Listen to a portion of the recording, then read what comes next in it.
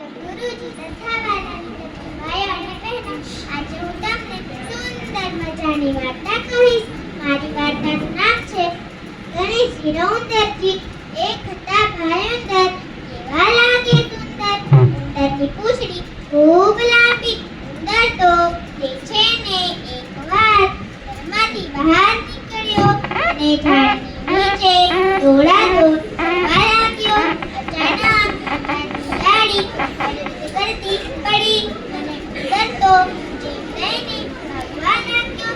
ઝાડ પાસે ગયો ત્યાં તો ઝાડની ડાળી પડી ગઈ.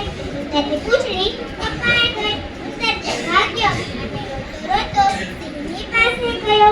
એણે કીધું, વનરાજ, ઓ વનરાજ, વનરાજ, ઓ વનરાજ, આજે તો ભઈ ભારે થઈ. ઝાડની ડાળી પડી ગઈ, પૂંછડી નીચે દબાઈ ગઈ, કટ તેને કપાઈ ગઈ. સીધું ના કઈ બોલે, ના કઈ ચાલે. ઉંદર તો પછી હાથી પાસે ગયો. એણે કીધું, ગુજરાત, ઓ ગુજરાત, ગુજરાત, ઓ ગુજરાત, આજે તો ભઈ ભારે થઈ.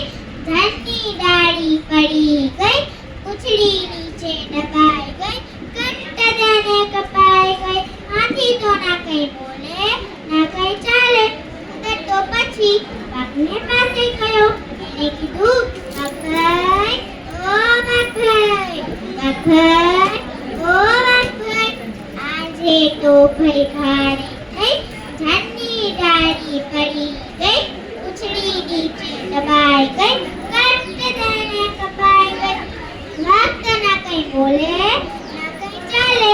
ઉંદર તો નિરાશ થઈને મનમાં વિચાર્યું કે હવે ફરિયાદ કરવી કોને.